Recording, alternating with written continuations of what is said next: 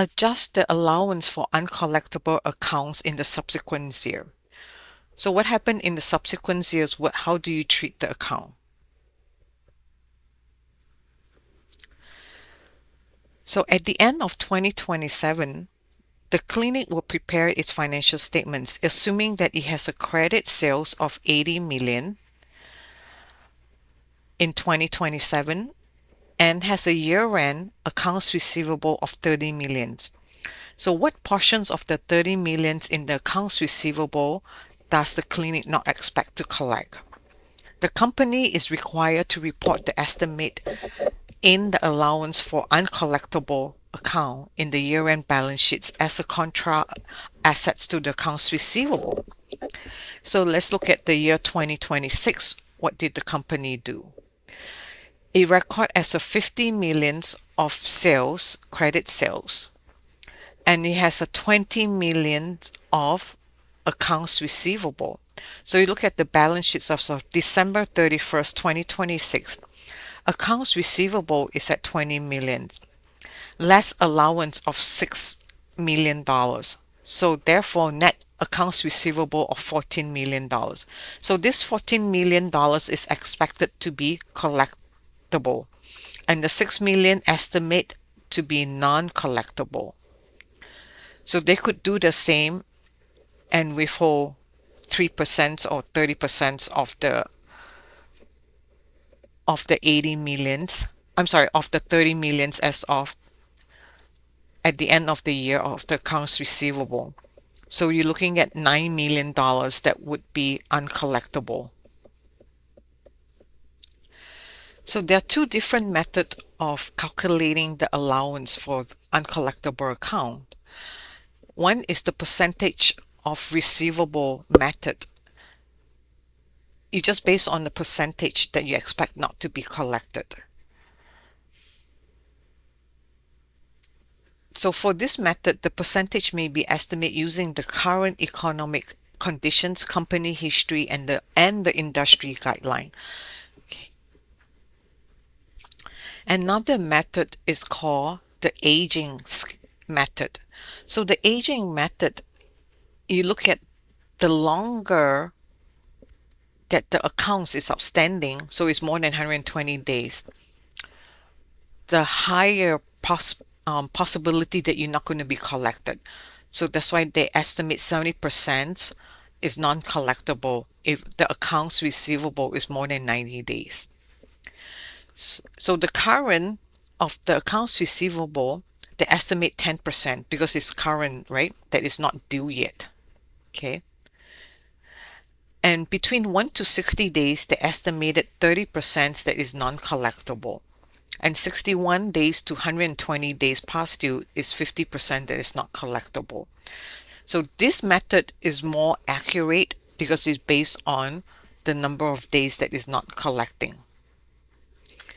From the previous slide, we know that $6 million is uncollectible at the end of 2026. That's what they estimate. So we'll start with the beginning balance in 2027 as a $6 million. So they have a write-off in 2027 for $4 million. So the current balance before the adjustment is $2 million. But based on this estimate, that they predict $7 million is non-collectible in the following year. So the ending balance of 2027, it has to be $7 million. Then how do we get from $2 million into $7 million? So you will add the year-end adjustment for bad debt expense. You got to add 5 more millions into here to make it the 7 million. So you would debit bad debt expense 5 millions and you will credit allowance for uncollectible account, which would increase from 2 million to $7 million. So on the balance sheets as of December 31st, 2027, the current asset is $30 million and the allowance for uncollectible account, which is $7 million, what they estimate. So we'll give you the net accounts receivable of $23 million. On the income statement for year ended 2027, revenue from credit sale was 80 million. Bad debt expense was 5 million. That was the 2 plus 5 give you 7, right? So this is the $5 million for the bad debt expense. Other operating expenses is 50 million. So therefore, the net income is $25 million. When we look at the example, a positive balance here indicate that the balance of the allowance account at the beginning of the year or at the end of last year, which is this one, may have been too high. This means they overestimate what they are not able to collect. So it could be indications of that. So you just have to watch. Because all these are based on an estimate. A direct write-off method is not according to the GAAP standard, so it's not allowed on the financial statements. Direct write-off methods are written off only at the time they actually become uncollectible, so they don't do any estimate. Normally, you only do a direct write-off method is for tax purpose only, so it's not for financial statements. So this is allowed only for tax purpose, but not on the financial statements under the GAAP. Okay.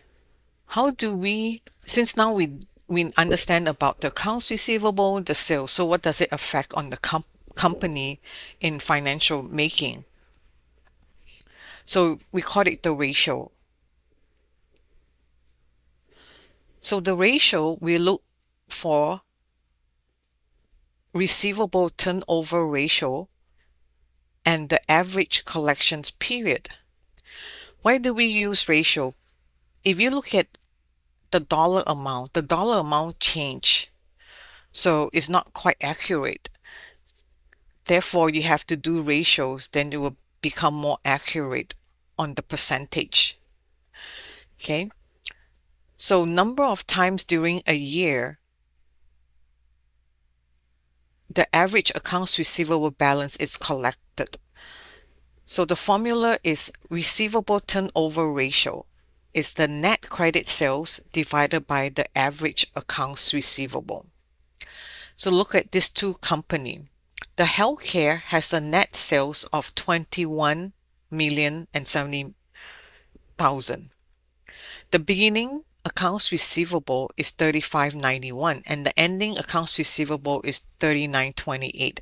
So we need to look for the average first. So beginning plus the ending accounts receivable divided by 2. So this is the average. So 3.759. So the net sale is 21 million divided by 3.759. So we give you a ratio turnover of 5.6 times. So the average collections period we have to use by the year, which is 365 days divided by 5.6 times. So this means that it takes them 65.2 days to collect their accounts receivable. Let's compare it with another hospital. So the net sale is 7.274. Okay, you divide it by the average of accounts receivable. So the average is 1.41 the beginning and the ending is 1.804. You add it, you divide it by 2, it gives you 1.672.5. Sorry, there was a typo, so supposed to be a dollar sign. So the net sales is 7.274 divided by the average accounts receivable is 1.672.5. So we give you a ratio of 4.3 times. So 365 days divided by 4.3 times.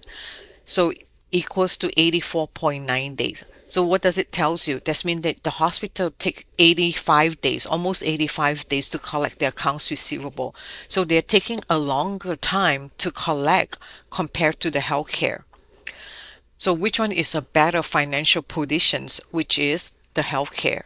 Because it has a higher receivable turnover, which is 5.6 versus 4.3. So in result to a shorter collections period. So it collects its accounts receivable in 65 days versus 85 days. So it's more efficiently collect cash from the patient. So this is important because they need the cash to pay their vendors, to pay their salary, to pay their doctors, etc. So you want it to be collect faster so it turn around to do the cash flow to sustain the operation. So that's the reason why we use the ratio instead of using the dollar amount. Because the dollar amount it fluctuate and it change, but then when you ratio, it tells you a better stories of the company financial situation.